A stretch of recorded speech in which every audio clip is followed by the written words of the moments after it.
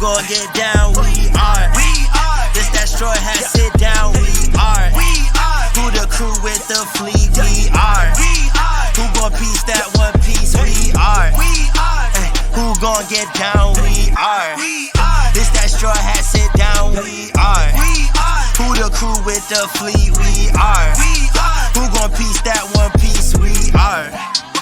Strawhat Sitdown crew in the building. We Corona to these other podcasts. We gon' put these people in their feelings when they hear this, and they know that they can't top this. We spit facts and we poppin' every time an episode is dropping. We see D3 in the corner, Mister, that's a real G with the green screen in the background. Got him looking like he in a real scene. We got Big Mod in the cut, always ready with rebuttals, but he bring the knowledge when we in the huddle, so you know the crew is never gonna fumble. And it's YHuss, last but not least. If you ask me, then Cali, Matt the captain, make him rally around me. Every Sunday we gon' run deep, and we can't stop until we find out about that one piece.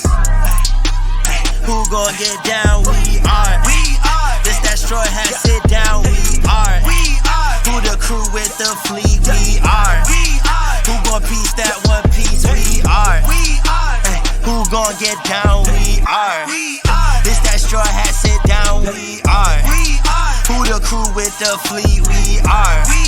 Who gon' piece that one piece? We one. What is going on, guys? It is your boy Cali Mac on the track. Never whack, bring it back, and we are back with Strawhat Sitdown, episode 46. Out. Yes. I got it right? Yes, you did. All right, you scared me a little bit. You said that. I was like, wait a minute. No, you good. I would have told you. Appreciate you. We got the gang here with me as per usual. That boy Strawhat in the building. What's going on, my brother? What's good? What y'all? What's good? Rob Lucci gang in the building. Let's go. Rob Lucci gang. Yo, if you had said that shit a few weeks ago, niggas would have looked at you crazy. That's so crazy. I know. We had a lot to talk about, man. We do. That boy Mr. G in the building. What's going on, brother? Yep. What's good, everybody? Let's get it. Let's get it. D3 in the building. What's going on, man? What's good, y'all? We got Vega Punk, out here, new Strawhat member. Yo, stop. Stay woke.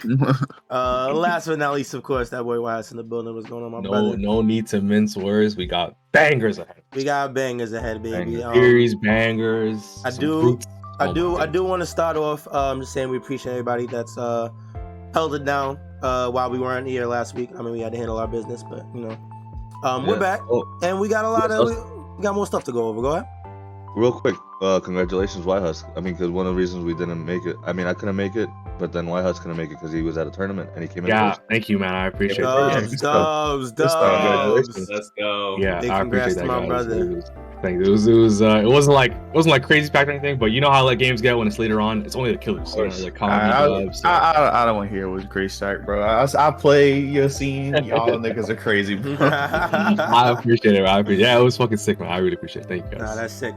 Big congrats to my boy YHuss for me. Had to help come on with the dub for the Strawhat Sitdown, baby. Shouts to the podcast. I should have fucking shouted it out on the wall. Oh my fucking god. It's all good. Next time, baby. But I should have forced it just to do it, bro. Next time, baby. Next time. All right, so we actually have a lot to go over because we weren't here last week. We have to go over 1068 and 1069. All right, so what we're gonna do is we're gonna kind of speed run 1068 because it was a little bit of a shorter chapter, and then we're gonna get into this chapter 1069, which was the bulk of the info dump and all of the cool shit that we saw. All right, so we're gonna start with 1068. Mr. or YHuss is gonna handle the summary. I'm not sure which one. I got this one. All right, so Miss is going to do the summary for 1068. We're going to go over that, and we're going to kick it over to YHuss for the summary for 1069. Go over that, and that will be our beautiful episode for the day. So, Mr. G, whenever you are ready to kick it off, 1068, baby. Ooh. Let's get it. All right, y'all. Chapter 1068, A Genius's Dream. The chapter begins with Megaris informing CP0 that they can't dock, but S-Bear can make sure can make his own way from there. Lucy asks about the missing Cypher Pole ships that have come to Egghead in the recent past. After getting turned down again, Lucy decides to infiltrate using S-Bear's ability. At the same time, with the revolutionaries, Kuma uses his ability and disappears. Back at Egghead, Vegapunk reveals his dream, a world where free energy is available to all, hoping to eliminate any conflict. CP0 bursts onto the island. Shaka prepares the Seraphim and entrusts them to Sentomaru.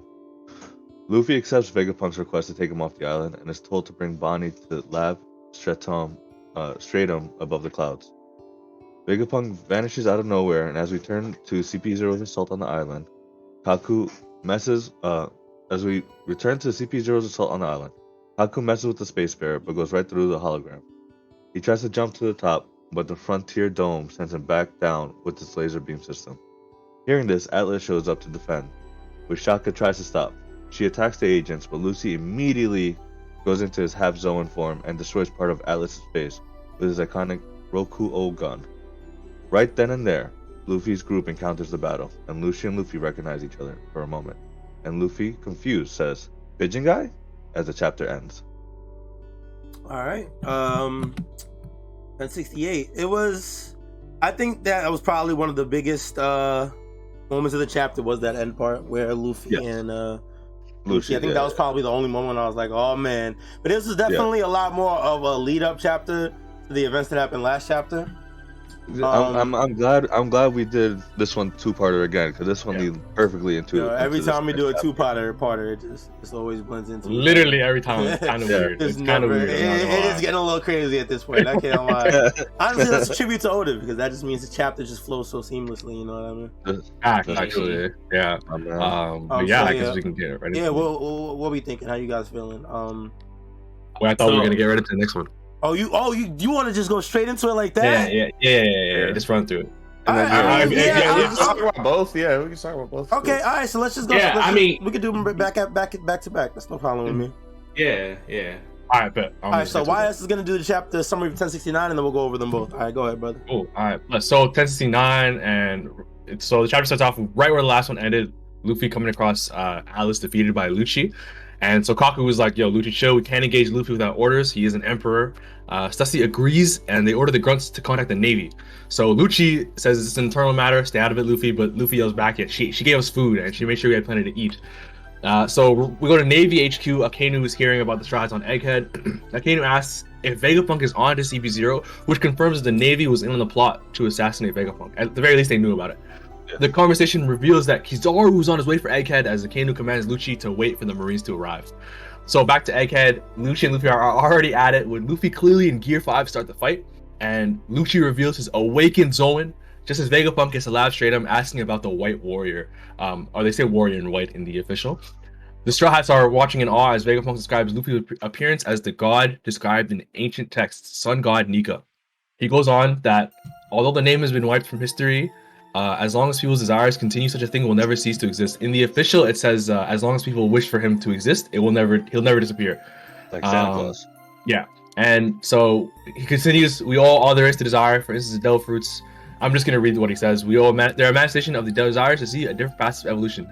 I wish I could do X, or if only we could do Y. Fruit powers actualize such wishes. Each one showcases a different possibility for the future of humanity. These deviations are of course unnatural, so it makes sense to attract the ire of Mother Nature, the sea itself.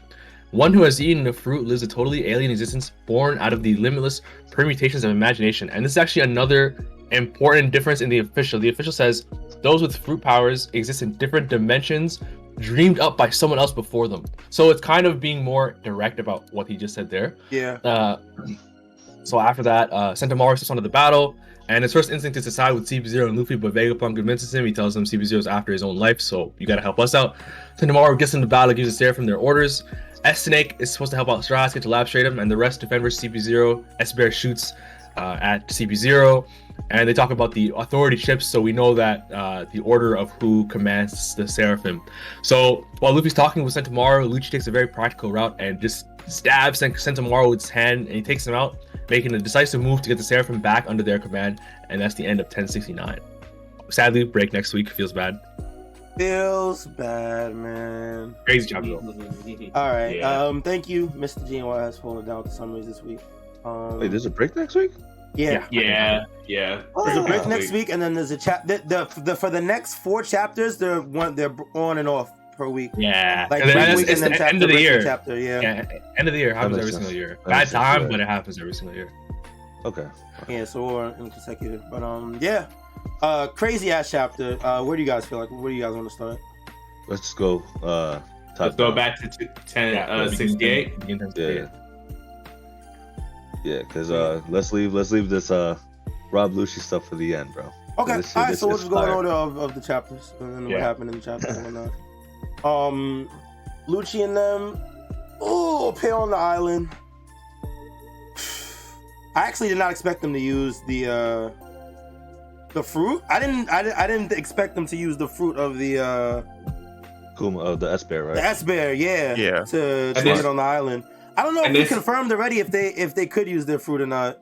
Yeah, we were talking about that. So when we saw we saw what's Jinbei saying S That's shark? shark. Yeah. Yeah. That's crazy, by the way. But that it is, bro. But like It the is, fact it that is. that S shark, when he uses the swim fruit, we thought like, okay, maybe he just simply got that from somewhere, or like he got that, and we didn't know for sure. We assumed that they couldn't use their own fruits or whatever, but this like clearly shows that they can. The lineage factor definitely plays a role, and I swear I'm telling y'all, the theory about them being able to use multiple devil fruits, I feel like that's going to happen at some point. Like if Kuma can use it, if S Bear can use his that devil fruit, there should be no reason why multiple Seraphim characters cannot use like multiple lineage factors to get multiple devil fruit powers. Like My question to combat that a little bit is that, so when we saw a shark use Senior Pink's swim fruit, Yeah. we weren't sure like did they kill Senior Pink, take it, or like I think we were kind of agreed towards the end though that it's probably a artificial fruit, right? Right. And especially this kind of, I think this one kind of confirms that he just made an artificial fruit of Kuma's. And the reason why I don't think it's like they're just using his ability based on the lineage factor is that Jinbei would have no swim fruit DNA because he didn't have Senior Pink's DNA, right? Yeah. So I think it's kind of safe to assume, or I would assume that it's just an artificial fruit, especially because we saw them using the exact same chapter. I thought that was pretty interesting. I also will say that I do think that multiple devil fruits in one entity is still a myth or a legend. Not necessarily because Blackbeard has it, but it's something that's far off from what most characters in the show are able to do right now, because it's been stated how a body can't handle multiple devil fruits, and because the way it's still a mystery. We don't know how Blackbeard was able to do it. I don't think it would necessarily. I don't think that the government would be able to reproduce something that's still so mysterious in the story. You know what I mean? Mm-hmm. I just think we have reason to believe that it's not lineage factor that's giving them their powers right now, at least. These fruit powers, that is. I think something pretty interesting about the beginning of this chapter is that the CP0 ships are going missing after they come to Egghead. Oh, I think yeah, you did say that. It seems to me that like Lilith is really believing Pirating, that they bro. didn't do anything. That they didn't do anything. Like Lilith really believes that they didn't do anything to the ships, right? You think like she's really mad about it. So that makes me believe that Vegapunk didn't take down those ships. And I feel like I'm like it's kind of, now I have no idea what to think about that. The fact that they're disappearing, but Vegapunk is like, oh, that wasn't me. I honestly thought they were lying, but I thought they were lying too. That's what I got. that's interesting. I mean, it can I go don't either way. Yeah, I feel like it could honestly go. It could Yeah, I honestly guess be of course either they could way. be lying. Yeah, That's but interesting. she is really upset. She is, but I mean, that was That's kind of her whole thing. Yeah, that's what I was saying. That was the personality I was getting from her when we first met her. She was definitely like very brash. Yeah. So I honestly didn't even consider that possibility though, because it's possible. But then what's taking out all these ships though? I have no idea. And yeah, I guess that's another thing. It would be an entirely different, like, new unexplored thing that would be doing that. So probably they probably are just lying. And actually, that was my first thing when I read the chapter. I was like Vegapunk is just smoking these Cypher Pole ships. Also, I wonder, are these Cypher Pole ships were they already gonna, like, you know what I mean, attack Vegapunk, or was it just this CP0 Rob Lucci mission that's gonna attack Vegapunk? You know what I mean? I feel like it was probably more so like just checkups or investigations or things like that. Not necessarily on the CP0 timing where, all right, we're going to wipe them out for what they, you know what I'm saying? Like, well, they said that we assure you we remember seeing those ships depart safely. So it's not that they came there and they sunk them, but more like they left and something happened after they left. Mm. So it could be possible that there's something that we don't know yet. Yeah, that we don't know yet. That sunk those ships, especially since what happened to Bonnie, whatever that what was it? The cyclone, the water thing. The giant eddy is what they called it. Yeah, the giant eddy. Whatever caused that, is still unknown as well. There's something like warm underneath the water, something like that. Yeah, I deadass forgot about that shit, and it was only like less than 10 chapters ago. That's fucking crazy. I forgot about that, Eddie. Yeah. Yeah, so clearly, and that was close by the island too. So clearly, there's something around or something going on that we just don't know about. That was actually a really great connection. I could definitely see that having to do with this. That was really good. Yeah, there's definitely something to remember. The cycle ships, what's underneath the island or what's warm, creating giant eddy. So much stuff, and then so they use Kuma's ability to get on the ship. I feel like we said all of that. And then the Kuma on the Revolutionary Island. Yep. He rips out all the stuff he had hooked up to him, and he uses his poor fruit, teleports himself. Yep. So we're gonna assume he's going to Egghead, right? Yeah, it would be the craziest fake out if he ended up going somewhere else, but like it goes like Mauricio or some shit. Like, nah, he's going to Egghead. No, 99.9% chance he goes to Egghead Island. Almost for certain that he's going to Egghead. Like, but you know what? I gotta credit that to Oda too. That I can't even like say 100% uncertainty. Because because it really is Oda. So this nigga could really just end up anywhere. To be honest, but yeah, for the most part, he's definitely going to Egghead Island. It's going to be very interesting seeing what happens when he interacts with Bonnie, as well as his doppelganger, his Kuma bear and whatnot. And I mean, with all the powerhouses, I mean, we'll get into that later. But with all the powerhouses coming to Egghead Island, this is becoming a really, really stacked chapter. Yes, like this is I hear people, an incident. Yep. I hear people comparing this already to Roof Piece. Like it's okay. Nah, but that's what it is. It's because Luffy's. I don't want to get too much into it because we got to get into the chapter. But it's just because Luffy's a Yonko now. They even mentioned it in that chapter. You know what I mean? Any little incident will turn into a major incident just off of your status, you know what I mean? And that's just what ends up happening. He got that power. So pretty much the rest of this chapter is just about what Vegapunk talking about his dream, right? I think there was some pretty interesting information in here, though. He spoke about an energy source. An energy source that he found out about, which was the reason, apparently, that led to the government wanting to eliminate him, because he found out about this energy source.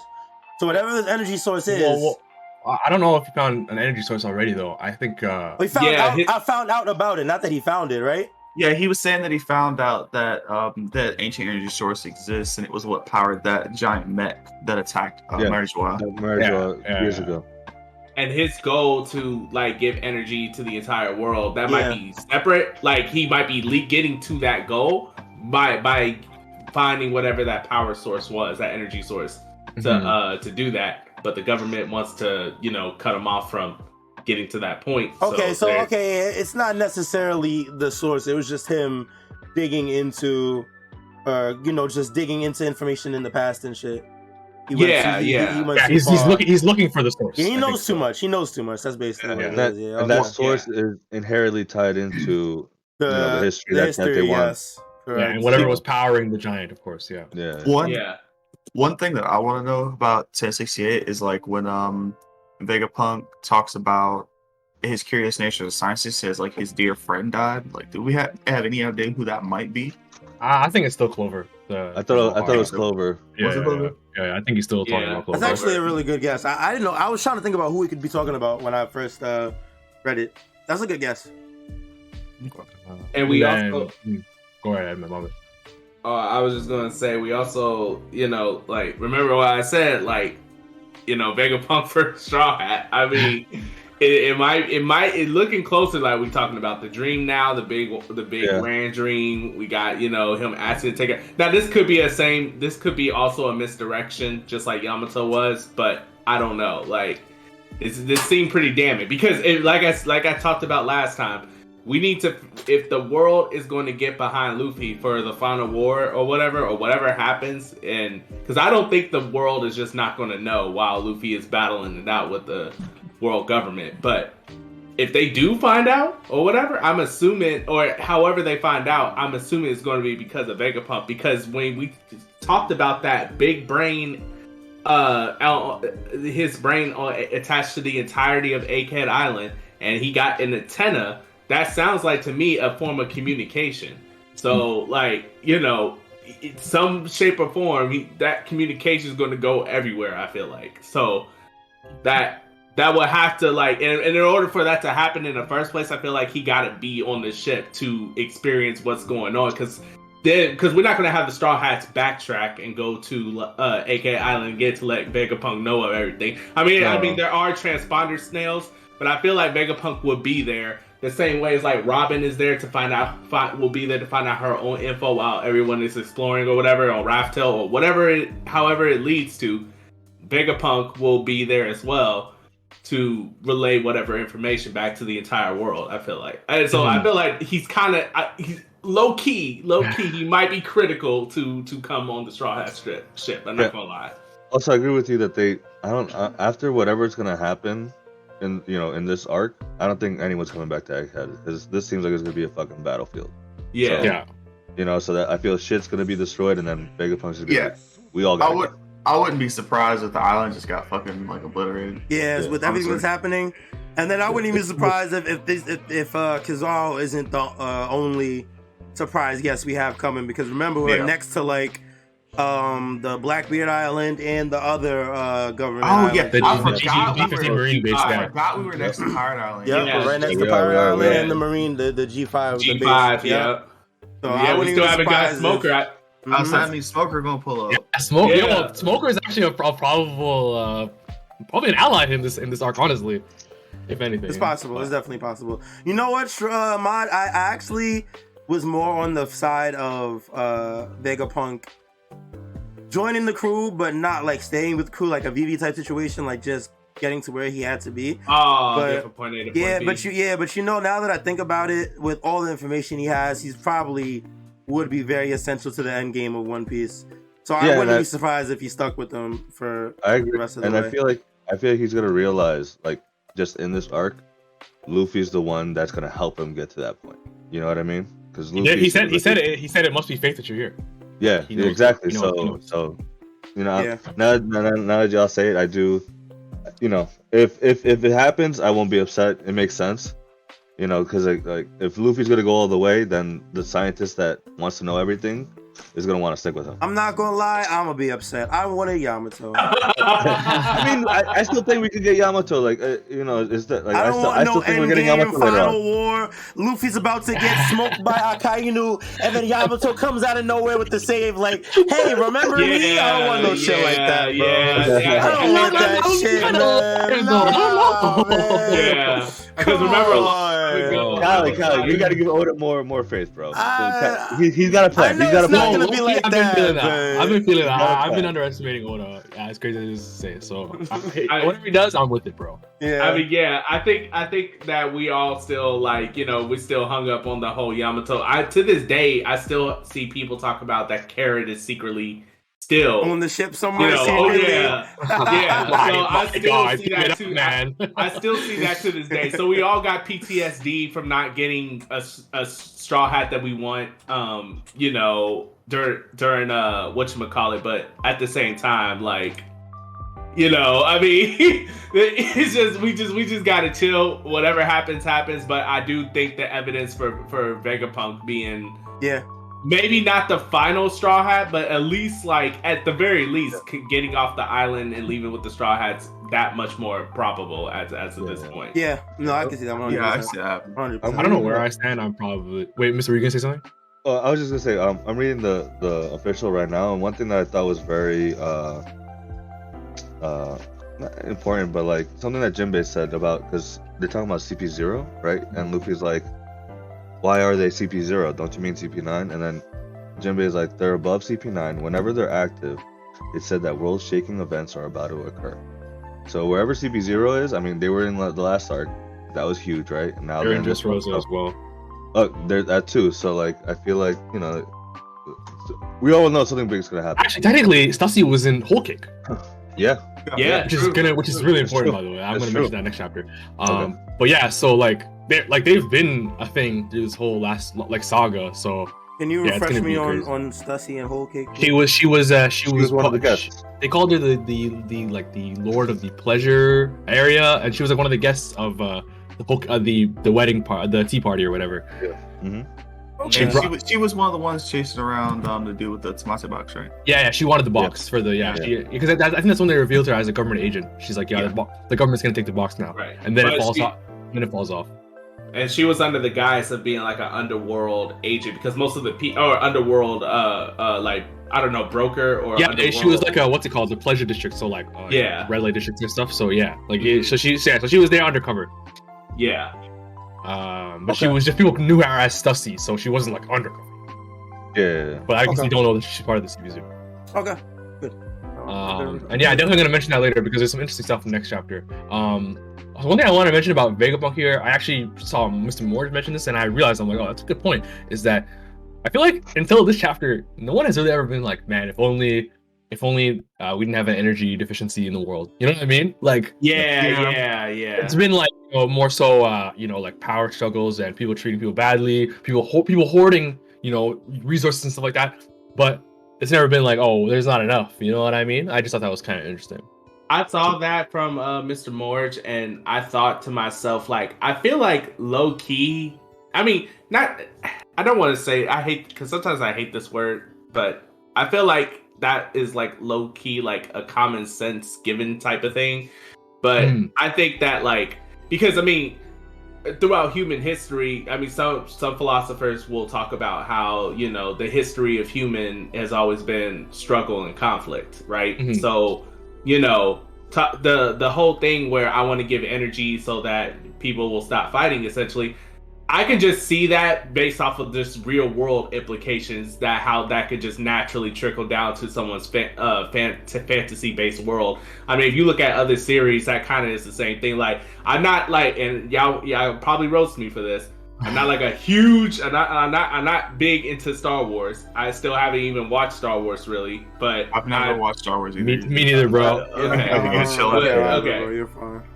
But I know that there is conflict in that series based off of energy sources and stuff like that too. Yeah. And other series is kind of a given where there's resources and a scarcity, there's going to be conflict, and energy is definitely a huge one in most fantasy-based series. So I don't think Oda necessarily needed to establish that. I think that's kind of like a given almost. In my it's super realistic, and but it kind of reminds me, like, in our world, like, bro, we have all the energy we need, but people are hoarding it, right?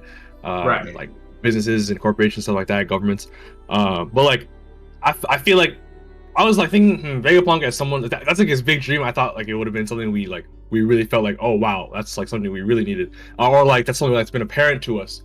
I thought that was like not that I'm like in arms over it or anything, and I agree, it's something that makes sense if you literally stop to think about it for 2 seconds. Like, oh yeah, there probably isn't an energy deficiency in One Piece. Like we saw people in the Great Terminal in the Sabo flashback, so it makes perfect sense. I just thought like, wow, I would have thought that was more of an apparent issue. Like, you want it free, free for everyone. Yeah.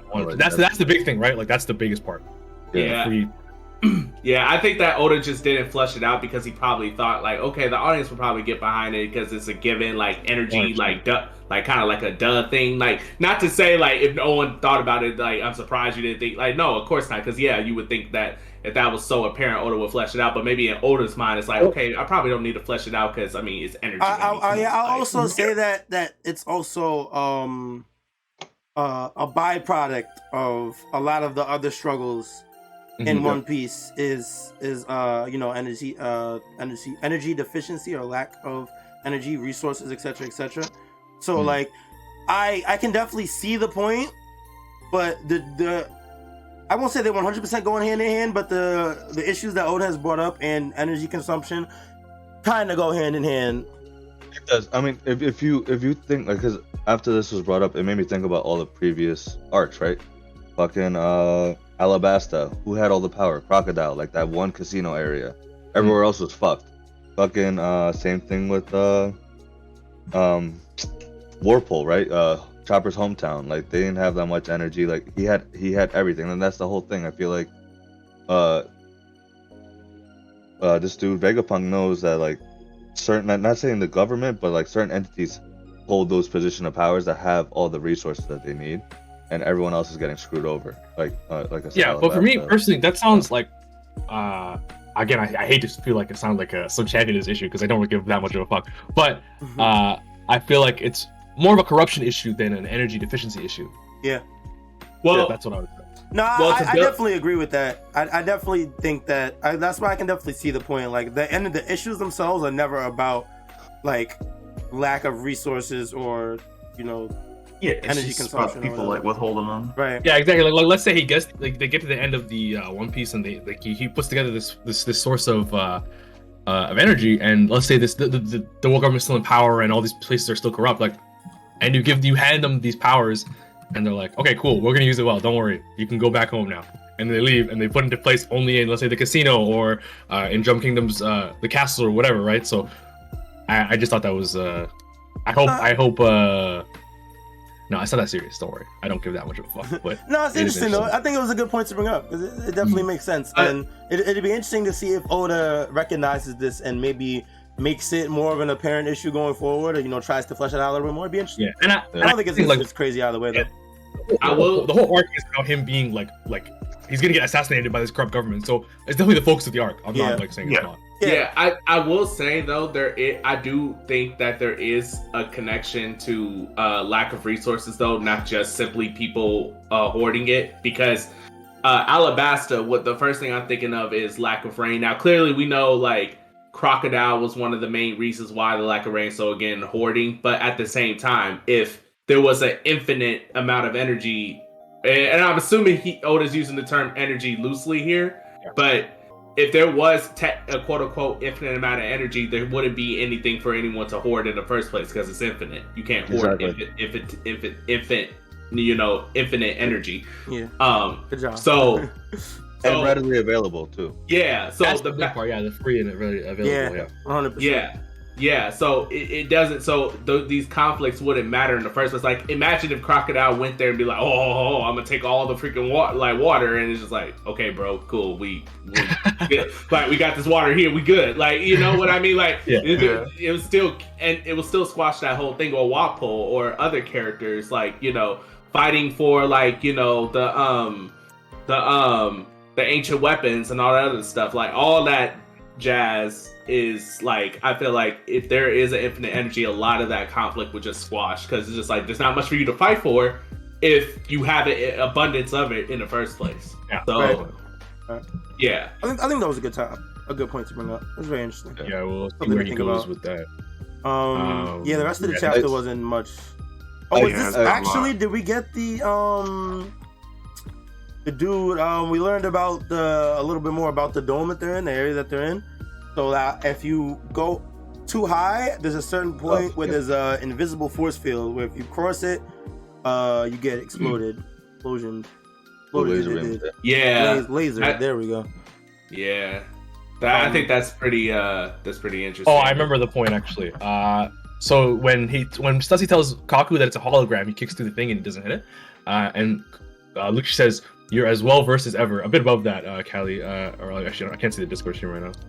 Oh, there isn't any. No. But don't worry, I'm looking at it on my own. So he kicks through the thing and then she says, "It's a hologram." He says, "You're as well versed as ever, Stussy." And she says, "Yeah, this takes me back." Like, that's an interesting line. Like, what does that mean? So at first I was like, does it mean they used to work together or something like that? Interesting. Oh, that's Stussy. Yeah, that's Stussy with the weird. Like, okay, it's all coming together now. I see.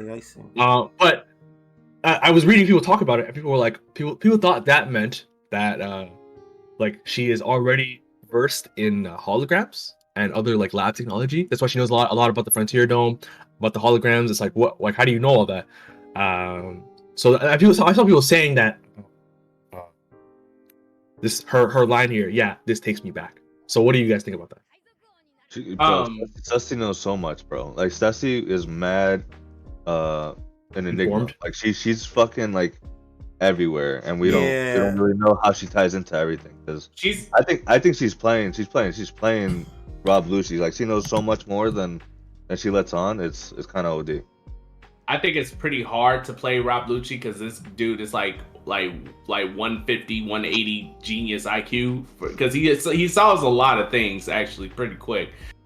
He just don't give a fuck. But I will say that I do think that because she's like a vet, she's like a CP0 veteran, so she's been around the block for a little bit. If anything, Kaku and Lucci, they're like the rookies. New, yeah. But they're obviously the stars of the CP0, like because clearly they're the strongest and stuff. But she's might be the most experienced. Yo, she's Udonis Haslam, bro. Shit. Yeah, Udonis Haslam. That was a crazy reference. Wow, that was crazy. Yo, he's still in the NBA, dude, on the bench. Yeah, nah, that was a good reference. See him get lit up by Jason Tatum, though. Anyway, no, I agree. She's definitely the best, bro. Yo, bro, she is the vet. I think. So another thing that's interesting is that in Whole Cake Island, she's talking to one of the Underlord guys and the Underworld guys, and they're talking about some event or something like that. And the guy says, "Oh, how many decades ago was that?" And Stutzy's like, "Yo, you never mentioned a woman's age, some shit like that, right?" Yeah. So she's also like older than we think. Dumb as shit. Yeah, we don't know. Yeah, she's been around the block. She's a vet. So it would be surprised me if she was assigned to certain missions. Maybe at one point she was a part of the mad scientist, the mad group. Yeah. At some point, or assigned to them in some shape or form.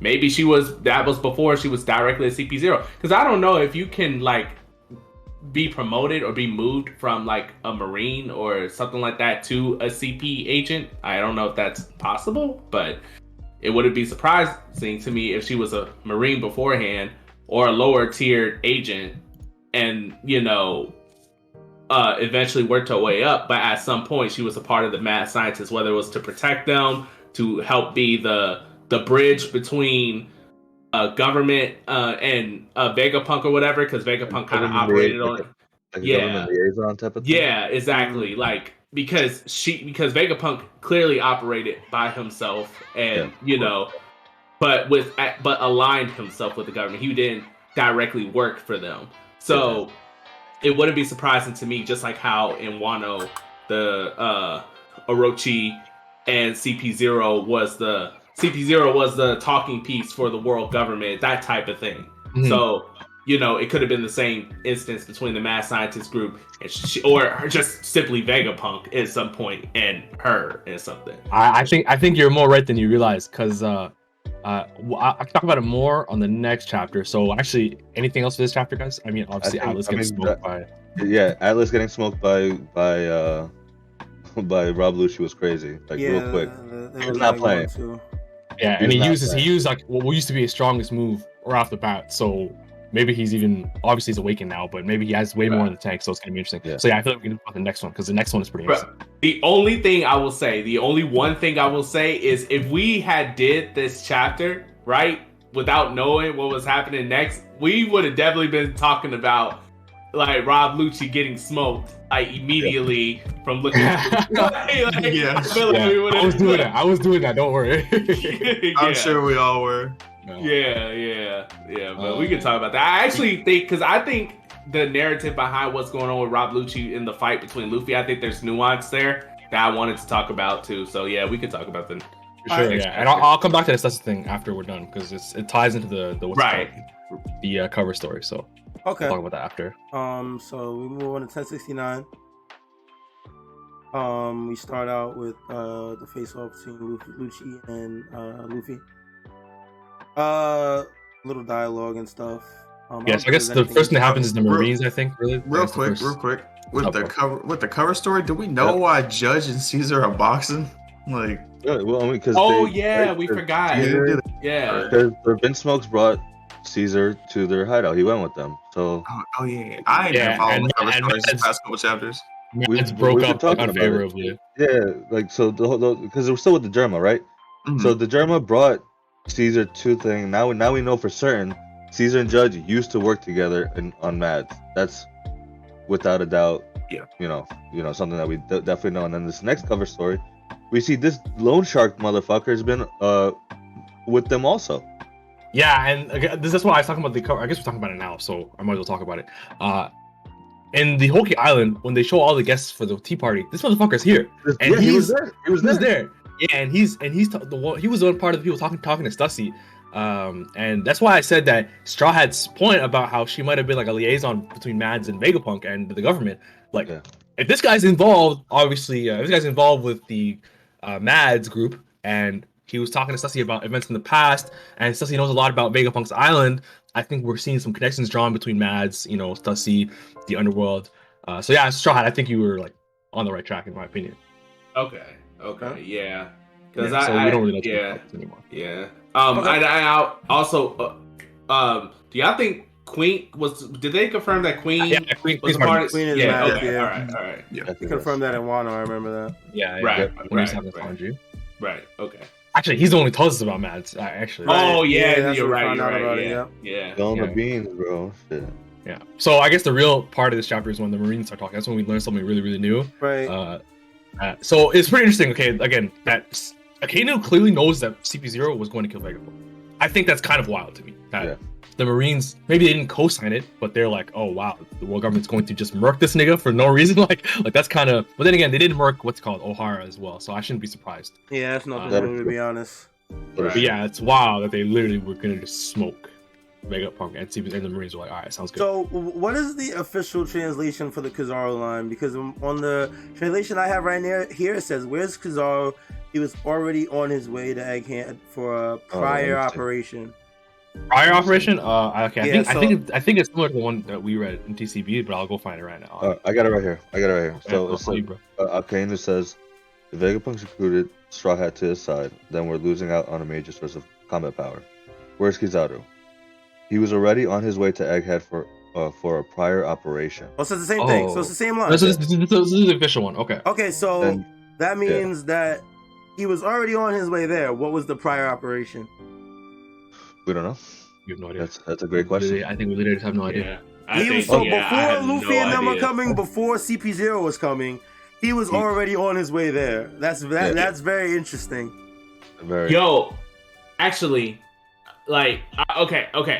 I don't know about the keys, what mission he was, but I just want to say, we could really, can we put some respect on Luffy's name? Like, I'm so happy that they put in respect on Luffy's name. Like the fact that they all pause, like, wait, hold up, that's a Yonko. Everyone, chill the fuck out.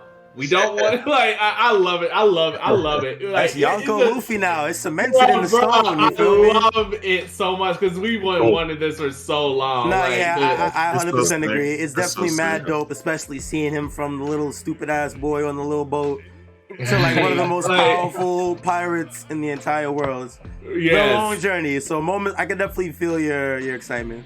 Moments like this where you can really see the progression is mad sick.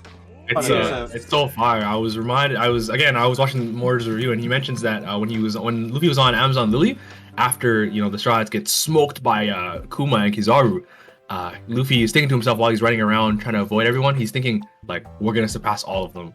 And in this arc, Kizaru, Kuma are on their way, right? So it's gonna be a moment where like, we get this type of Odi reunion. Yeah, Kizaru's gonna acknowledge Luffy's growth. Right? Oh, that's a good one, bro. Yo, I didn't even realize that. It's really turning into a Sabaody reunion. Shit. That's mad sick. That's a good. Shit is crazy, bro. Shit is actually crazy. Shit is actually crazy. So, and I wonder what cataclysm they're talking about when you like simply clash with Luffy, because here's the thing. Luffy's not the type of person to be like, okay, battle, like get everybody here. He just raised his fist at me. Everybody, get the fuck over here. Like he's not that type of person. But I wonder what type of worldly implications will happen from just Lucci clashing with Luffy and how the world is going to react to that. Like, do we think allies are just going to start randomly taking arms? Like that's the Marines' fear, right? That's the Marines' fear talking, because especially like Akainu kind of like outlines it here is like, I think he wasn't mentioning it like specifically for this reason, but let's say Vegapunk allies with Straw Hats, which obviously we've seen happen already, and Lucci takes out Vegapunk or threatens Vegapunk. If threatening allies with Straw Hat is akin to threatening the Straw Hats themselves, then that means war, right? So obviously the Marines, and especially like maybe a Kizaru, Aokiji, they know that Luffy's not like this psycho, right? That will just attack them and put people's lives at risk for like disrespect. But like Akainu thinks that probably all these hyped up Marine soldiers, you know, like drank that propaganda Kool-Aid, right? So everyone's like, oh, like the pirates are evil, Luffy's gonna attack us. So it makes sense they're always afraid, especially when the other Yonko are like Blackbeard, Big Mom, Kaido, like these fucking psychos, right? So I understand the fear, at least. Yeah, perspective. I see, because she said that's right. Emperors have considerable backing behind them. Even a small tiff can flare up into an all-out war. And we know that the fleet are going to cause some sort of incident in the future. Yes, from that just rose, so we have still heard of that. So we don't know what they're going to do, but we could be getting closer to that moment for sure. I will say though, Lucy didn't go straight to hands. Like he tried to calmly like stop it. Like he's like, Luffy, don't interfere with this. It's an internal matter, right? But then Luffy's like, nah, you fucked up Atlas. She gave us mad food. Fuck you. And he already knew. But you know, I feel like Lucci was like ready to scrap from the jump. What was the line? Yeah. He said right here, I understand that it would be bad to fight. However, right. He definitely he knew what was up from the jump. It was personal as soon as he saw us. Once he saw him, he's like, nah, yo, all bets out, bro. We scrapping right now. So that's the government information. We go back there in the middle of the fight, and we finally see Lucci awakening. Bro, this panel where they just kind of show them, I was looking at this like, what the fuck? What the fuck is that? I see Luffy, and I'm like, what the fuck is the nigga in the middle? Is that really the black shit, right? Yeah, I'm like, yo, what is that? Yeah, I'm not gonna lie, so much bro. I popped off when I saw this shit, bro. Yes, yo, I did too. I'm not gonna lie. Yeah. All right, I have a question for y'all. Do you guys like the black smoke on awakened forms, or like the fire around them? Yeah, I think it's fine. I think it's a stylistic choice for a certain reason, because later on they talked about, Shaka talked about how Zoan and Devil Fruit Awakenings, they have minds of their own. I've seen a theory going around. I haven't watched the video yet, but the caption was talking about how all Zoan forms could be based off of a god. So, what you think about Luffy, his god form is similar to this. So it could be potentially possible that Zoan forms, or at least awakenings, are based off of a god of some type. But you know what's interesting though is that the Gear 4 has the cloud as well, and so does Yamato's non-awakened fruit. It does. Yeah, but remember back in Wano too, Hyogoro, he was saying that Luffy looked like the Wisdom King or something. Yeah. So so he could already already like Buddha or something like that, right? Yeah, he looks like some wisdom god. Yeah. In fact, Wisdom King, excuse me. Why for the longest time, because people, like, when we first saw Gear 4, we thought that, his Gear 5th form is going to look so much like Sun Wukong. Yeah. So, it does not surprise me that Gear 4th and all that other stuff could also resemble a god or a Buddha god of some type as well. Yeah, I just thought it was interesting because, like, the clouds manifest on Lucci's awakened form only, right? But Yamato, who's not awakened, has it, and Luffy, who before he was awakened, has it. I just thought it was like, I was saying to Enigma in the chat earlier this week, is like, there's not enough of a sample size to know what it really means, but it's like definitely something to look out for. Like, what the fuck are these clouds, man? I don't know. Also, real petty side note, we're not going to also talk about the fact that Rob Lucci got a fucking awakening, but not Kaido. Like, oh my God. I was trying to hold myself back, bro. I think you're gonna bring up Kaido not getting an awakening. Actually, I know Callie sent a tweet and about like the whole. Yes, it's with the Devil's Root thing. Let's talk about that in a little bit when we get to Vega, get to the Vegapunk words, because it actually really ties in and it helps. That's why I was saying, like, I might have underestimated Oda before. Yeah. Oda does that, man. You'll end the arc and there'll be so many questions, and then like 2 arcs later you'll come back like, wait a minute. I have always had faith in Oda. Y'all be doubting him. Y'all be doubting him. But I will say before, because I'm just saying I'm down and out. I'm just saying, bro. It's the experience week to week, man. Like, it is the week to week. It is 100%. I still finished the arc and I'm like, okay, where's Kaido's awakening though? Like, now it feels better now, but before then I was like, well, come on, bro. But anyway, it is the week to week 100%. I gotta give him more time. So yeah, the form is definitely cool. Form is sick. Yes. We then cut to OG Vegapunk making it to the lab, and he makes the comment about. Yeah, you can just go to the next like double spread with Luffy in the middle. Is it this one? Yeah, him laughing, right? Yeah. Like this double spread is like he talks about everything, right? I love Gear 5 Luffy so much, bro. I can't wait for this the nice is a figure sick to come page, out. bro. I need a nice figure of Gear 5 for Luffy. Yeah, now 100%. So Vegapunk starts talking about the devil fruits here. He tells the straw hats that are with him that there's no record of a gum fruit, and how he resembles Nika the sun god. We get to see the devil fruit in action. This panel in particular had me crying when I seen it. Luffy like moving his head around to dodge the attack. That's the GOAT, bro. I ain't gonna lie, it's looking a little bit like he's getting low. Lucci's getting low diff. I ain't gonna lie. Yeah, like so I wanted to add some nuance to that. So because I seen people who were super duper surprised about Rob Lucci being able to hang in there, and I just want to say, like, in my opinion, he ain't really hanging in there like that. I mean, he is in the sense that, like, sure, he's clashing with Luffy, but we've seen this multiple times with different Yonko, where someone's simply clashing. Gear 4th Luffy clashed with Big Mom. He and Luffy got licks in on Kaido before he was put down. Like, to me, this is not a sign of Luffy serious, because Luffy's Gear 5th is such an enigma right now, because don't forget that he went Gear 5 against Kaido and not much changed in their fight outside the Badra gun punch at the end. Yeah. So, like, you know, Kaido was so we don't know what type of powerful amp Luffy is even consistently that he's getting here. The only thing that's consistent about the fights with Luffy and other Yonko that he put him in the Yonko class is when he was using Conqueror's Haki. And he's not using that here. And he's not using that here. So the fact that he's not like, he's not. That little class you see right here with Lucci and this is the armor Haki, right? That's just armament. That's just armament. That's not even Ryo. So it's like, because you see the fists touching each other. We already established in Wano that Conqueror's Haki and Advanced Conqueror's Haki and Ryo, you're not really touching people. And the fact that they're both touching here means he's using very basic Haki with his Gear 5th form. So he's legit just clowning him, bro. And he's still clowning him despite that. So like, I say at best, Rob Lucci right now in his max form is like Yonko Commander 1 tier, maybe like a Marco, Zoro, I think he's around that level. Yeah, I can see that. I want to real quick bring up a call out. Somebody pointed out on Twitter. How this page, right? My god, man. Yeah, it mirrors from chapter 409. It is almost the exact same clash. And they both go fire too. Yep. Yeah. It's such a good callback panel. Yeah, this is mad dope. Oda's the goal, bro. Oda was the goal for this. When I first saw this, I was like, holy shit, that's mad fucking cool. Cool, bro. Yeah, Oda is indeed the goal. So after they keep fighting some more, and then we get a little bit of a lore dump from Vegapunk about devil fruits. I'll just read a little bit of it real quick. He starts out by talking about Nika the sun god. Luffy says, as long as people wish for him, his existence will never truly disappear. All things are brought into the world with hope, even the devil fruits.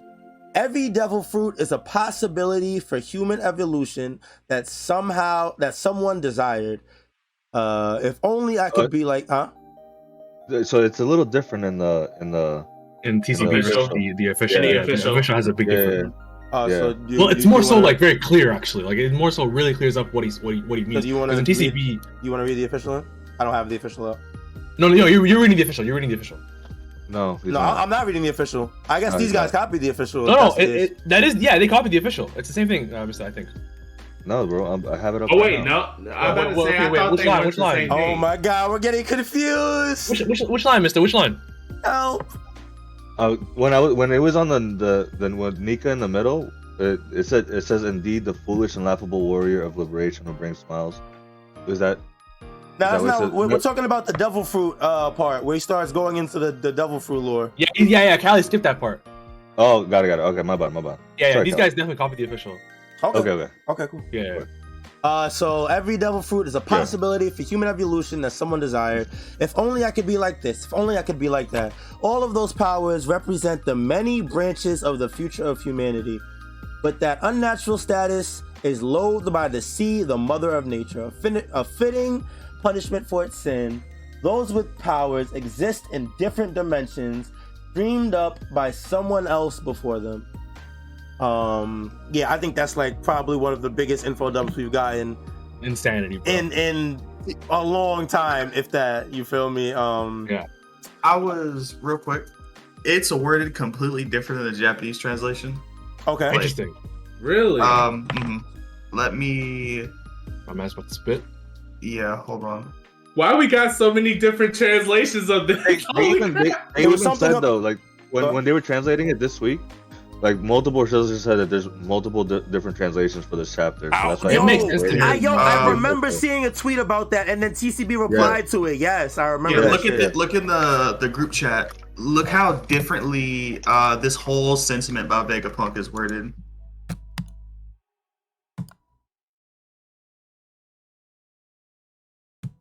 My Twitter's exploding. Hold on. The devil fruits are actually the possibilities of mankind's evolution that someone once dreamed to wish for. If only I could become something like this, if only I could become something like that.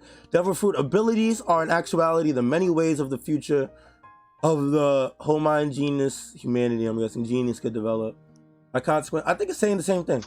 Because like in this translation, it doesn't directly confirm that they're like born from people's like wishes and dreams.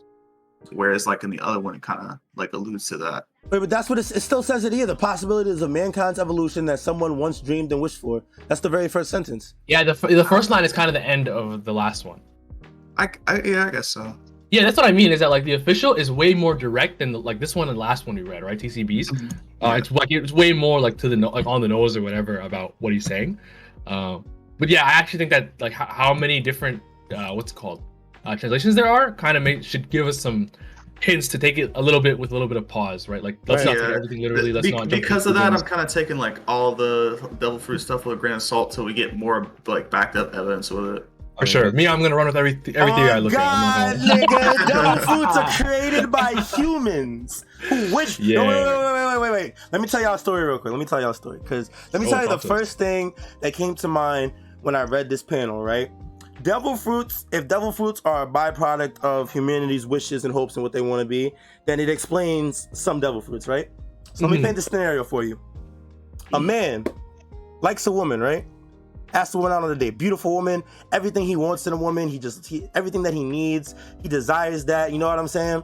So he asks out on a date. She's like, yeah, sure, you know what I'm saying?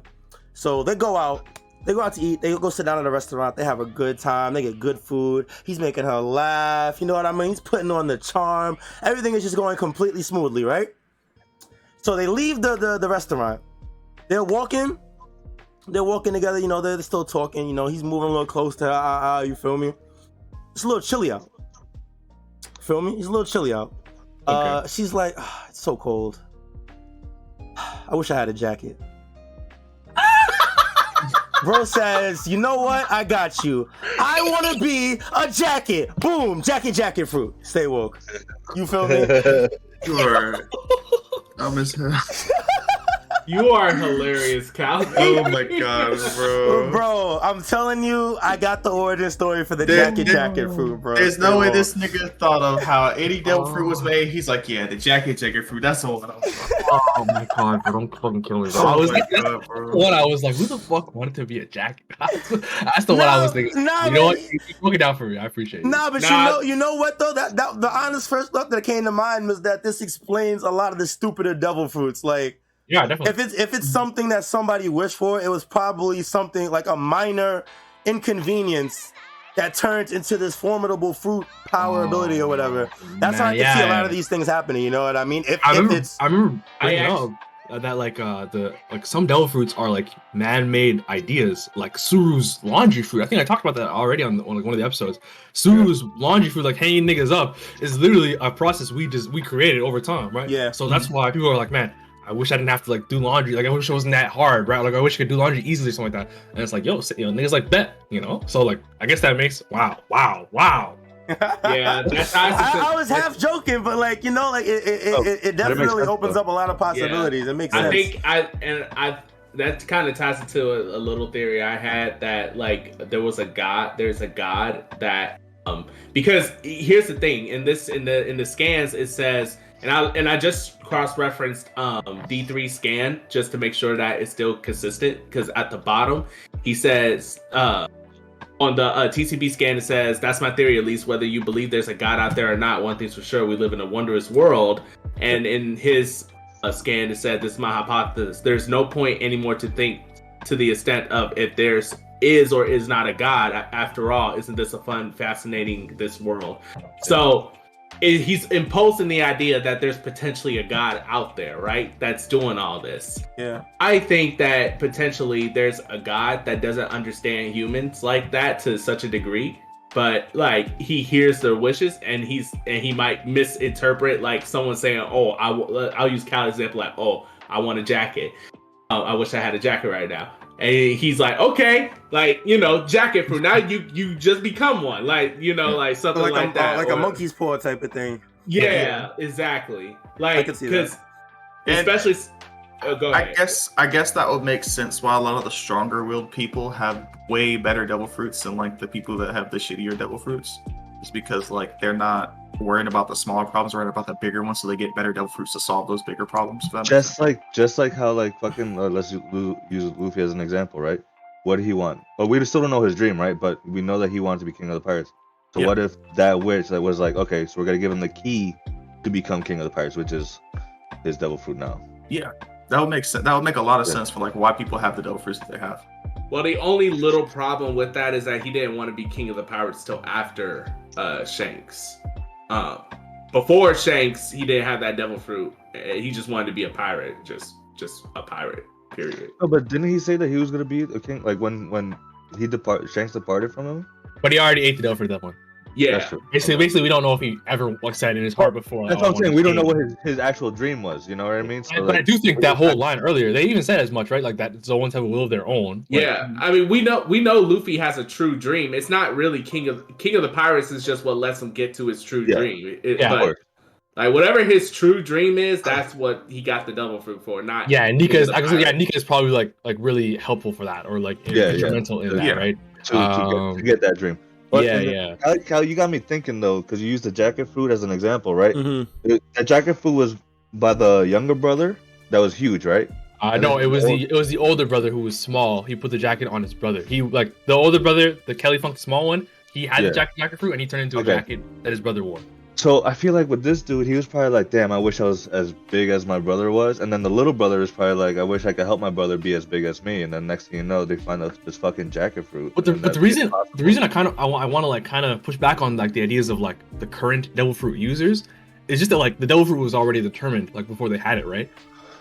Mm-hmm. And there are people who get absolutely dog shit devil fruits, and there are people like Blackbeard who headhunt for devil fruits, right? Yeah. Yeah, so they're not met, so it doesn't feel like they're met. Because technically, he didn't. I mean, you could say it's fate that someone else found it, but it wasn't him that found it. It was someone else that found it, and he saw it, and he killed that person to get it. But you could argue, like, was it fate for Thatch to eat that devil fruit, and Blackbeard just disrupted? We never know. Or, I mean, not that we'll never know, but as of right now, it's hard to tell, like, whether that was destiny or fate, or he just manipulate, or he stopped the hands of fate by doing that. Like, we don't know. Like, that kind of goes into what Mr. saying too. Like, that kind of like says that, like, Mr. I believe that it's like that could mean that Kelly Funk is destined to eat the fucking jacket fruit, right? Because of their brotherly dynamic, right? Yeah. That's exactly what I'm getting to. And then also, we don't know, like, Mud, how you were saying with Blackbeard, we don't know what enticed him to kill that. You know what I mean? Like, what if there was like a voice saying, "You want this fruit," or like this urge that I need to eat this fruit? Like, you know what I mean? I think he was looking for the whole time.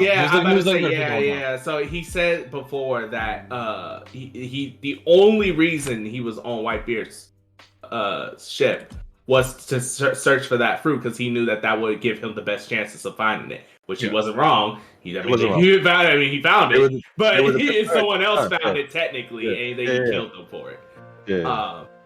So that's why it's a little bit, because the fact that Blackbeard, it doesn't. We don't know if he was necessarily destined for it. He did a headstrong approach. It didn't naturally fall into his graces like other characters like Luffy and other more destiny, not say driven, but destiny narratively, written characters. You know what I mean? And not to say that Blackbeard isn't, because clearly they play like off of what Blackbeard is to Luffy. But at the same time, he took a headstrong approach to finding that devil fruit just like he took a headstrong approach to everything he does. So it's just hard to tell if destiny is even at play or not. You know what I mean? I just thought of Robin, like, for her to have the flower fruit was perfect for her as a kid, right? Because she wasn't able to make it to get into this vault with knowledge, with books and stuff, but she somehow found this devil fruit that gave her that ability, and then also that ability led for her to survive, because she used those abilities to survive during those 20 plus years of running, of being on the run. So like, it just, damn, this shit just opens it calls a lot of stuff into question. I know it does like not even just the Zoans, but like all the devil fruits at some way have like their own will, and like it was fated for certain people to have these fruits, or like all the people, who knows. And I think that's what Oda wants everyone questioning. Like, it's not just per chance that they found it. Like there was a reason why they found it. Reason why they found their proper fruit? like their own fruit. Like Chopper, you know, getting the human fruit, fucking becoming a sentient being, and now he's on the fucking okay, crew, like, so my thing is, I have a counterpoint to that, and this goes into the whole thing with Kaido. So I guess we just talk about that. So the thing about the thing that I would say that disproves that is that a theory that I saw on Reddit and then in a Twitter video, I think I might butcher it a little bit, so just bear with me. And it has to do with awakenings, and also why we didn't see an awakening with Kaido. What the person was saying was that it was already told to us that awakening is happening when your mind and your mind catches up with your body or whatever, you know what I mean? When your entire being is synced together. With this new information about how these devil fruits are wishes, inherited wills, if you add that into the calculation of everything that needs to be in sync, what this person was saying is that if your will isn't in sync with the original will or wish of the devil fruit, then you can't obtain an awakening for it. Which is why Luffy could not obtain his awakening until he had a true desire to be a liberator for Wano, right?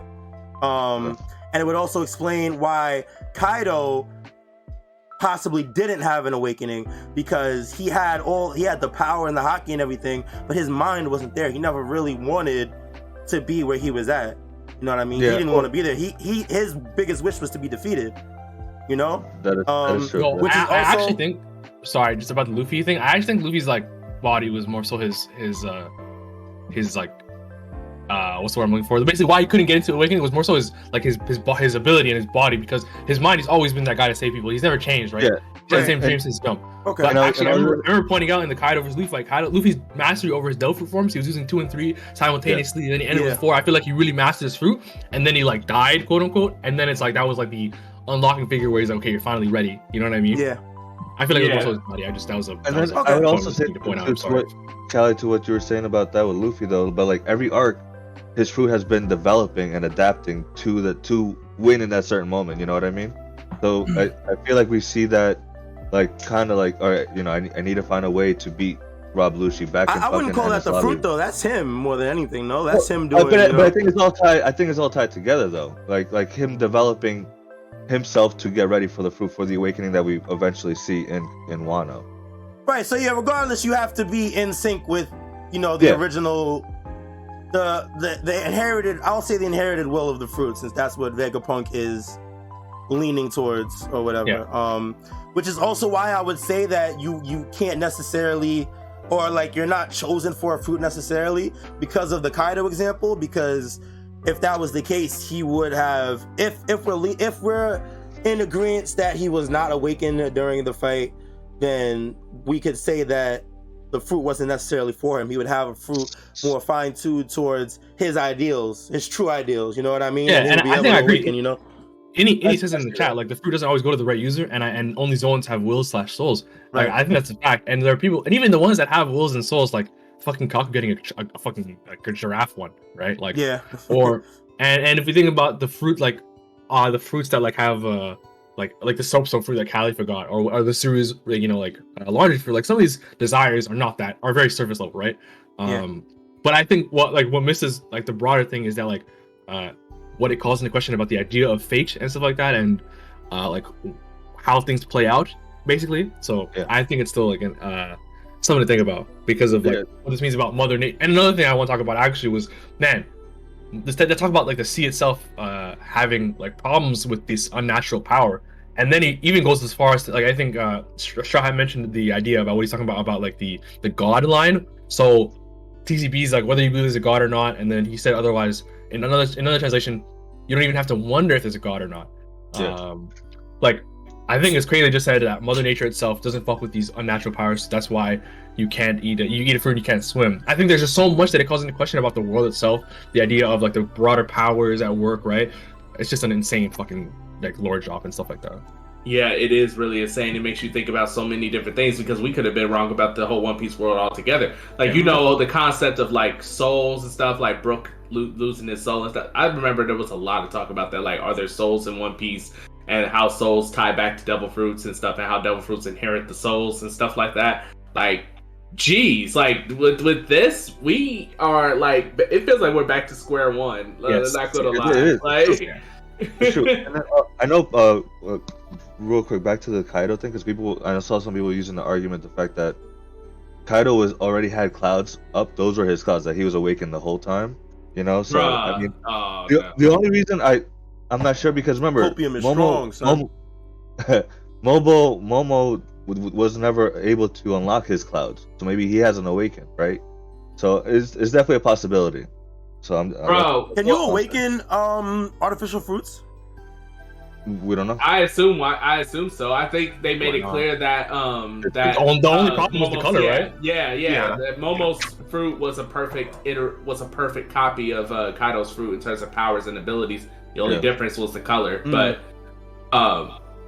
back to that point about Kaido awakening, I'm just not. It's a possibility. I'm just saying it's a possibility. He's right. And he's right though. He used that. I always thought he was in an awakened form personally, right? Because like to always be in that like a full Zoan form is, I mean, being the beast, and he was like the beast the whole time. I've always been under the impression that Big Mom and him have had their awaken like the whole time. The reason, the reason why I'm. No, you go ahead, sir. The reason why I got a problem with that is I know you said because they tell, like, Oda has told you. Yeah, that's the big thing. Like, that is the main thing. And not even just that, we have seen proof. Like, I know that, like, you know, people see Lucci and Luffy and think like, oh, like this must be what Zoan Awakenings look like. But don't forget, we've seen Zoan Awakenings before, and those guys did not have smoky clouds or nothing like that either. Yeah, but those were legendary fruits, though.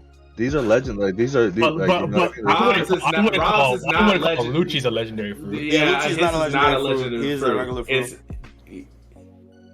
And the reason Strawhat though, I would say is that like those fruits back then, it was pre-time skip. I find it hard to take pre-time skip stuff about fruits in hockey. Did I like it? I think I did, yeah. True. Yeah, because that is true. And that's fair, but the biggest thing is Oda makes it a spectacle. And I could have swore that it was either Kid or Law that said something directly about him being in his hybrid form now. I think it was in the anime too. Like I think it was Law. I know that. I remember the line. Yeah. They said this is his hybrid form. So no, I'm not convinced that was his awakening. Yeah, I'm not. I think Misty, you might be on your own with that one. That's fine. I'll die on this hill. We'll see. We'll find out there. I respect it. Nothing against you, Mister. It's not you. It's not you. You're cool. It's just the idea. You make good points, but I don't know. I just find it hard to believe that like these Yonkos didn't find like.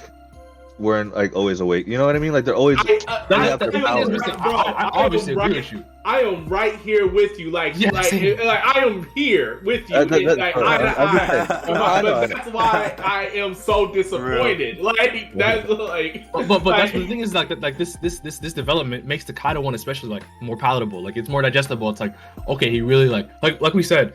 In that he was clearly a broken ass nigga. This guy, like, not even like in the fighting in terms. This guy was literally like down bad. He was suicidal. Obviously, it was a bit of a character trope, but he was depressed. Like when he was drunk, talked about how much of a failure he was and stuff like that. Like clearly, he is not the guy that would awaken this mythical dragon fruit that's such like a big thing in on every mythology, right? So like I understand it now more. That's what I was saying. I wasn't giving Oda the credit and the time to like let him cook type shit, right? Let him cook, right? So like that's why Kaido, I understand. You missed it. I was hurt, bro. Don't worry, man. I know, bro. Yeah, same, bro. Like all of our hearts. But that's why like I'm more okay with it now with that idea of like, body and soul. Yeah, like, it makes sense. Well, yeah.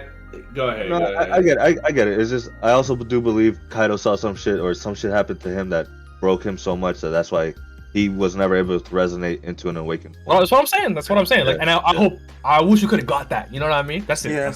Yeah. Yeah. I do think that one little bit of info, though, if you choose to believe such, is definitely helps elevate the end of Wano a little bit, or at least Kaido's character story at the very his character. 100%. So that's why I'm saying like it makes it more palatable, and honestly, it's just like it makes sense. Yeah.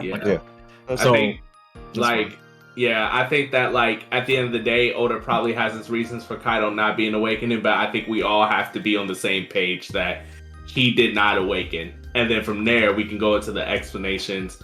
Why is it bad writing, or does Oda have a plan? Like, and I lean more towards Oda has a plan. Does he know? Does he know? And honestly, like after this, bro, damn, bro, I'm gonna let him cook, bro. I'm gonna let him cook. This is why we do what we do every week, right? Or, exactly. Because Oda's goated, man. Like this, like we always have these questions, like, bro. We haven't even finished the fucking chapter because what do we see after this shit? What do we see? Sentomaru comes back, bro. Yeah, Sentomaru comes out the cut with the. I was so disappointed he came in just to get smoked. That shit was bro. Yo, so isn't Sentomaru related to Kizaru? Not okay. I don't think it's literal. I don't think it's literal. Yeah, it's like the respect term, right? But you see what I'm saying? Like, calls him uncle. Kizaru's coming. So what if Kizaru sees if that's his nephew fucking bleeding? It's Kizaru. They say it in this chapter. Kizaru took Sentomaru as a kid when he was on the street. Vegapunk. Okay. Yeah, that was Vegapunk. Okay. Yeah. Misread. But still, that was enough for Sentomaru to like. Agreed. That was enough for him to switch sides, right? He's like, yo, like honestly, like it's my dog, right? And also, again, that theory that one that I've been fucking preaching for a long time, the Best Generation video, where he talks about like devil fruits and all that stuff. By the way, in that video, one thing that I just want to give it a lot of like credit off rip is that he guessed 10 months ago, like 9 months ago, that Vegapunk cloned himself. So it was if you guys didn't watch the video, it was really, really like spot on about a lot of stuff. So in one of those things, he talks about how Vegapunk and Kizaru have a clear link because obviously the pacifists and seraphims can use lasers and stuff like that. So we might have a clear link, you said? Kizaru, and so we might get a lot more about them. So it's going to be interesting to see how Kizaru, Sentomaru, Vegapunk's history all coalesce in this. And how they're connected, right? Yeah. Because that's what I'm like getting at. I'm interested to see what's gonna happen when Kizaru shows up, because like I said, if there is a connection between the three that's deep that we don't know, then what if he's like, yo, fuck Rob Lucci, and then like even shit escalates to another extent that we're not ready for.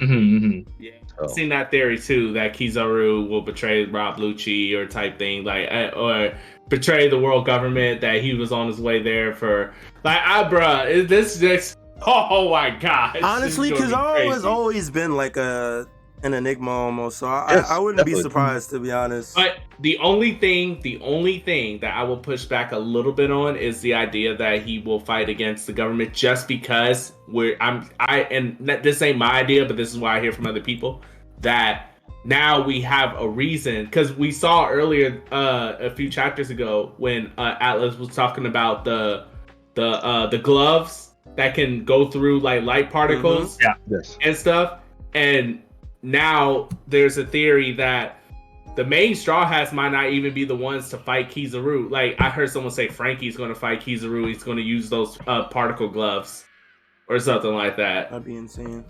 Like, so. Oh God, Oda. Yeah.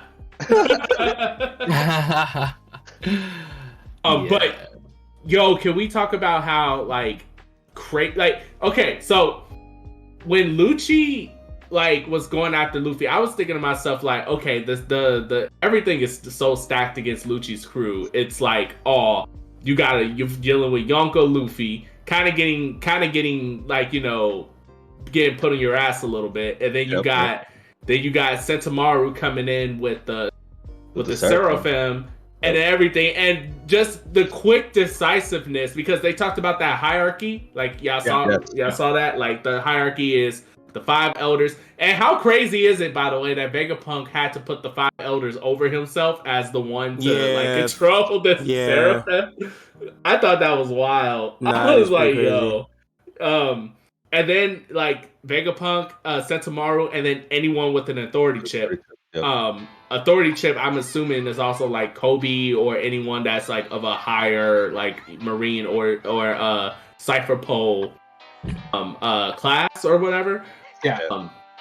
And the fact that they also don't respond over transponder snail, I said Oda is a freaking genius, because with all those limiters in place, and the fact that like Kaku was like, okay, that's too much of a problem.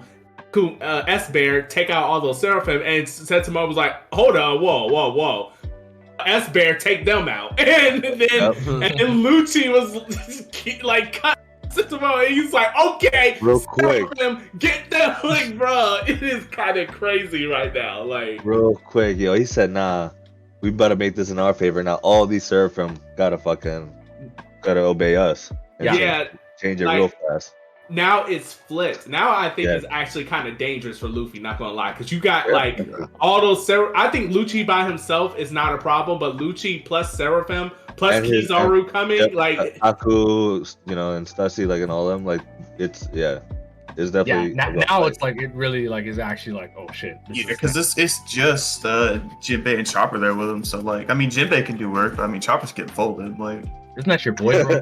Look, man, he's my boy, but he's not taking out a Seraphim. I'm sorry, he's getting folded. Not you spin. So yeah, like that's what basically that says. Like it's like actually a dangerous situation, because we're talking so much about how Lucci and them might get folded, but now he in one fell swoop he turned the battle around, right? Yep. Yeah, very, very easily. That is like is this when Kuma shows up? Like, and that's what I was thinking too. I'm like, bro, Kuma might be showing up here because this would be the perfect situation for him to show up, because guess what, Bonnie's in danger too, and they already talked about like wanting to kill Bonnie. Yeah. So if Kuma shows up, then even the playing field. I mean, he might get mollywopped because he's still fucking dying. Yeah, dying, but guts out, bro. Like cybernetic guts out. Going on a Jeep protecting his daughter, man. Exactly. I also think. I'm sorry, I'm gonna cut you off, dude. Oh no, you're good. I was just gonna say, like, I don't know why, but it was just crazy to me how fast Sentamaru got folded, bro. It was like one panel that nigga was there, the next thing he's just gone, bro. Nah, Lucci's him. That's what he does. It gets a major W because here's the thing that because I know you saw his videos of Morge's videos YHuss about Lucci and stuff like that. Like, bro is super decisive, and this is why he's like the head. Yeah, he makes shit happen, bro. Right, he makes shit happen. He's so smart. Like because you gotta think about the mental stack behind that. It was just like Kaku thought like, okay, there's too many Seraphim.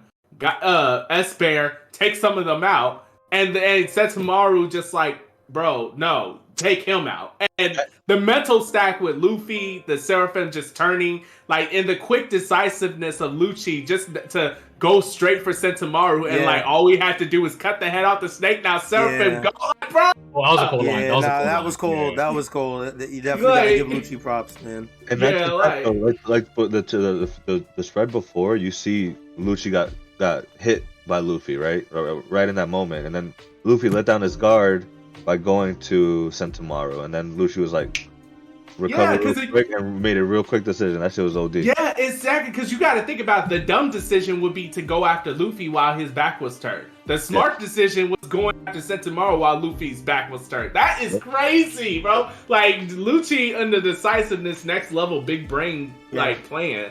Like, bro. Definitely got to give that boy credit. I think that I do think. Oh, one thing that I wanted to bring up. I saw somebody bring up that was an interesting point. The 3 Seraphims are Mihawk, Boa, and Jinbei, right? Mm-hmm. Because we know that the Seraphim still retain a little bit of the original user. Be very interesting if the Boa Seraphim didn't attack Luffy, or ended up That'd be- siding with Luffy despite orders. Yeah, you can see in when Sentomaru is giving them their orders to, like, you see they're all in a row, like Sentomaru, Boa, Mihawk, and Jinbei. Like Boa is, or I should call her S Snake, is like noticing something. She's like looking at something, like, and thinking in her head. Yeah. So there's something like, I don't know what that could be. Interesting, little dot. And dot. she, Yeah, I didn't she is, notice that. and in this line, Sentomaru was telling like her protect Straw Hat. So Straw Hat, yes, she could have heard Straw Hat, and that's very interesting. I think that actually almost confirms it. I'm not gonna lie, but Yeah. reaching a little bit, but I might be looking too deep into this, but like, does anybody else notice how like the Jinbei Seraphim is the only one without the weird eyes? Is that because he's just a fishman, or Yeah. I'm That's racist, bro. The thing is, he got like dull eyes. Right, Yeah. He doesn't have the stars, while the other two do. Yeah, that's what I'm saying. Like his eyes are completely different. Oh no! He does got the eyes. Go. Yeah, up. I was gonna look back Go right up. now. Yeah. Go Go up. Go up. Yeah, go up. Keep going all the way up. Okay, yeah, I see it Oh, now. I he's see got- it now. okay. Okay, it's just that panel then. I was just like, oversight yeah, for yeah. order word. Okay. So I think actually what I was gonna point out was that Mihawk now has the stars, where before he didn't in the Blackbeard fight. Or yeah, the Blackbeard fight. I think he didn't have it. Let me go back and look. The eye modifiers. 59. Yeah, he didn't. Let me go back and look. And, I mean, he might have been like 80%, because I know that Jinbei was like 98%, and you could tell because if you look at his arm, there's a little water thing, right? Like you can see the little bubbles. And actually, even in this panel, it's kind of like a close up of his face, and his pupils are really small. So I guess they could have been stars, but it's like hard to tell. But yeah, so clearly the stars thing is like something they all have, and I really wonder what the fuck it is. Very interesting indeed. What a I think there's anything else. Yeah. I can't really think of much else. We went over a lot. We definitely went over a hell of a lot. I think what you said, Callie, is spitting that like maybe potentially like the Seraphim will all go after the Straw Hats except for Boa, as she might defend like Luffy against the other Seraphim. That'd be or interesting. something like that. Yeah, I could definitely see that happening. It's definitely very interesting. And then they yeah, go for like their natural like beings. Yeah, that makes sense. and then we got Kizaru coming, Kuma coming, and potentially I think Zoro and Brook might jump in here. Potentially. And oh my god, thank you for saying that. Holy fuck, I forgot about Zoro versus S Hawk and Kaku. Guys, wait. Kaku's also swordsman though, right? Yeah, but forget Kaku and them. Zoro and Brook are also the island, right? And we know who's coming there. Is Kizaru and Kuma. Forget Kizaru. I'm more focused on Kuma. Is that Brook is one of the people that knows about the nothing happened moment. True. Brooke knows about it. True. Yeah, he does. Yeah, he heard it. I think he heard it happen or something like that. And he told Robin. That's how Robin heard about it. Or Sanji. I think Brook told Sanji and Robin was listening in or something like that. Basically, Brook, Sanji, Robin all know about it. Because Sanji was knocked out because Zoro knocked him Sanji's out. the one that found Zoro. Yeah, and I'm like 99% sure. I think any even Sanji found Zoro, but remember, Sanji was there first. Sanji was first. He got up and he was like, he tried to sacrifice. Basically, I think after that, for some reason, Brook knows, right? Yeah. And so, and if Kuma comes across Zoro and Brook, I feel like that's going to be interesting. That'd be nice. But also, Kizaru's coming some way, the Marines. So we'll see how that goes. Bro, we might. Got a lot. This is turning into another incident just like that. We haven't even completely been over the last one and shit.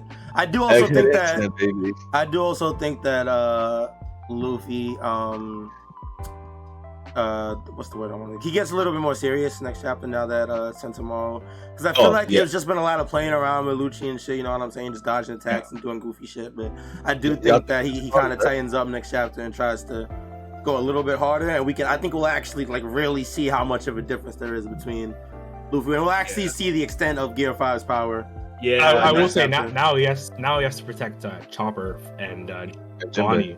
Oh yeah, definitely. Like he's going to take this a lot more seriously. And there's Kasi Kaku and fucking three or four Seraphim, right? So yeah, he might not have a chance to like one-on-one Lucci, honestly. Yeah, like low key, Lucci is not even he's not the main problem here. Kizaru coming is the main problem, and I feel like because Morge said it in his chapter when he was talking about the chapter that maybe Lucci will get taken out like pretty quick now, but because the real problem is Kizaru, who will give Luffy a much more stronger fight, or much more crazy fight. So Lucci can't afford to be the main problem for much longer.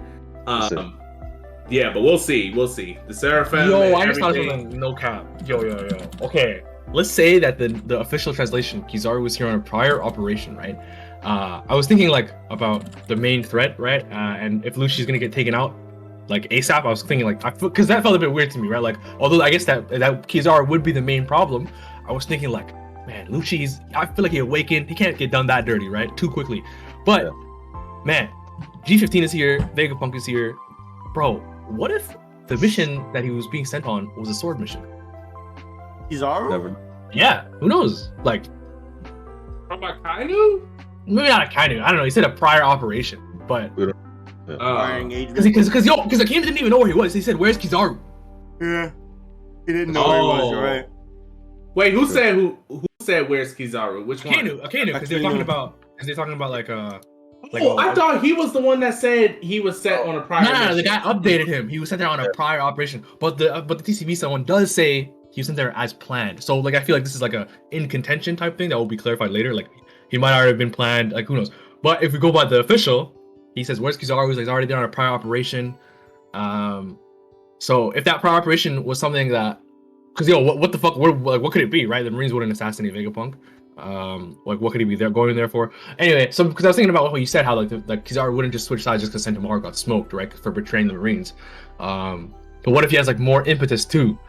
I don't know. I'm being like a crackhead theorist right now. Sorry. Yeah. I'm crying. That's interesting. Yeah.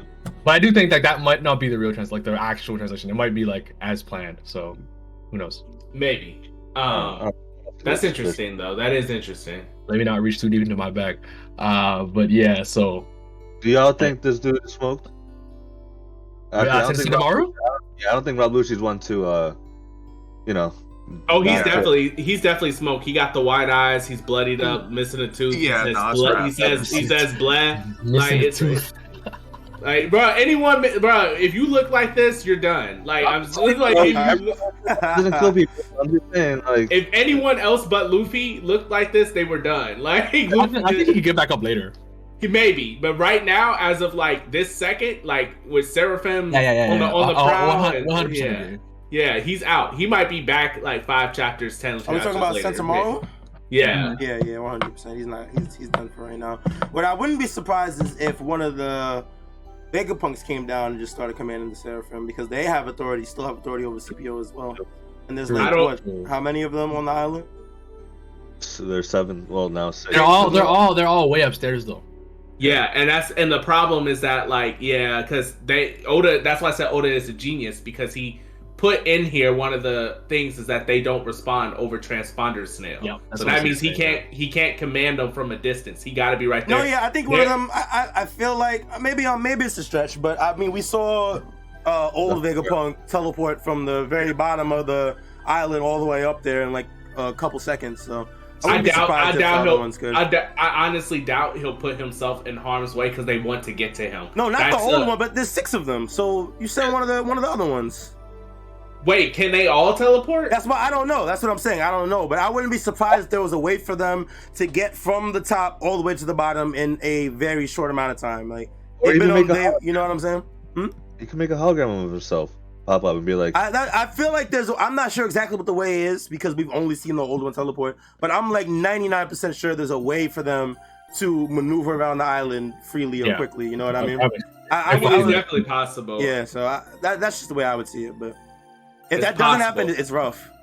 But I think that like defeats the I think because right now we're playing a game of chicken, like or like tag here. Mm-hmm. Like they don't want.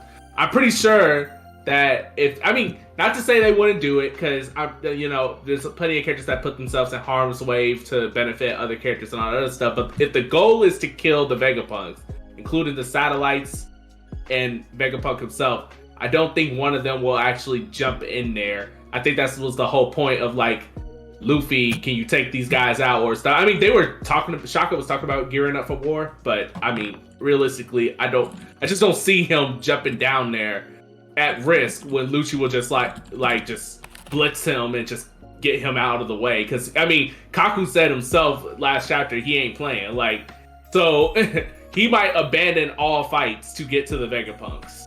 Like, I'm just saying, like, you got to be very careful. Yeah, like it's definitely possible though. It's definitely possible. I'm just a little bit on the cautious side about that idea, but I can see it happen. I can see it happening. I'm glad we're at the point where like we have no fucking idea what's gonna happen next. So many moving parts, right? Yeah, so many moving parts. Let me real quick, because we're winding down. Somebody just sent me something that I thought was really cool. It's an excerpt from an interview. I do not know when this interview was. There's no source on it. But let me see if I can pull it up real quick.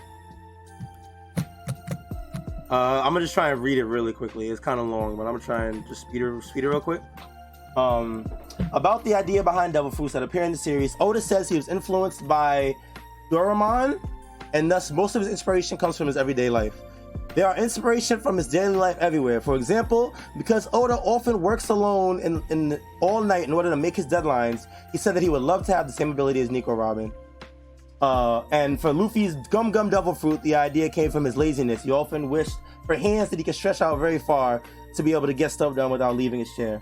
And the power by female characters in the series are related to the wishes of the everyday woman. Alvida's Slip Fruit gives her the power to be slippery for perfect skin. Miss Valentine's Kilo Fruit gives her the ability to change her body weight at will. And yeah, that's basically the quote from the Oda article. might be the GOAT, bro. I wish I could get a source for when this was. It's in the bottom right, Callie.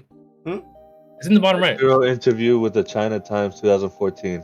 Yeah, the very the whole thing. Okay, so, like, yeah, China so- Times 2014. Damn. So, wow, That's crazy. Oda is really that guy, bro. That's crazy. That's actually really crazy if you think about Are it. you, Callie? Did you send this to the chat already? I'm putting in the chat right now. I got you. Bro, are you kidding me, man? Oh my. What That the shit fuck, is actually bro? crazy. Yeah, my boy sent it to me just now, and I was reading, and I was like, "Wait a minute, Wait a this is minute. kind of crazy." Wait a minute. Yeah, I didn't. There's another thing I wanted to say that I didn't remember talking about until right now. Is that about the devil fruit stuff like that? How the line in TCB, although it's clearly not the same in they mentioned like if people still wish for Nika, he'll always be like he'll never disappear, right? But when they talk about like desires and dreams and stuff like that, it reminds me of the Goldie Rogers speech, chapter 100, like fate, destiny, dreams, and inherited will or something like that, right? Like Yes. as long as there are people who seek freedom in this life, these things will never vanish from the earth. Like that reminds me of that line too. And then Mista sent the picture from Skypiea, or in Jaya where the ship falls, and there's a quote from like a explorer, and it's like anything people dream of in this world can come to existence, something like that. Like, so Oda has been hiding these things in plain sight, bro. Oh my god, bro, what the fuck? That's crazy, Callie. That's crazy. That's Yeah, I absolutely definitely crazy. thought that was really cool to bring up. That's absolutely crazy. Was there anything else you guys wanted to talk about? No, I think that's it. I think Yeah, I think that was it. W series of chapters. You know, that was really good. We definitely went really in depth. I think we broke down a lot. We talked about a lot. This is one of our longer episodes too. Yep, we love it though. Sometimes we gotta really just hit that deep dive for the one time. You know what I mean? Yeah, Definitely meant to. Yeah, I think that's gonna be about it for us, guys. Appreciate everybody watching on YouTube, Spotify podcasts, Apple Music podcasts, Podbean, etc., etc. We appreciate you guys. Let us know in the YouTube comments what you guys thought about the chapter and what you guys think about the devil fruit theory. We'd love to hear what you guys are coming up with, cooking up in the pot. You feel me? We're on break next week, so we will figure out what we're gonna do. We figure out, you'll find out. So make sure you guys follow the Strawhat Sitdown Twitter at Strawhat Sitdown, so you can stay up to date with all things podcast. Also, make sure you subscribe to the YouTube, same name, Strawhat Sitdown. Show some love on all those platforms. We greatly appreciate it. And yeah, that's gonna be it for this week's episode. Hope you guys enjoyed it. Till next time, take it easy, be safe, be healthy. We appreciate you guys, and we will see y'all when we see y'all. Take it easy, chat. There you go. Peace. Peace. Peace.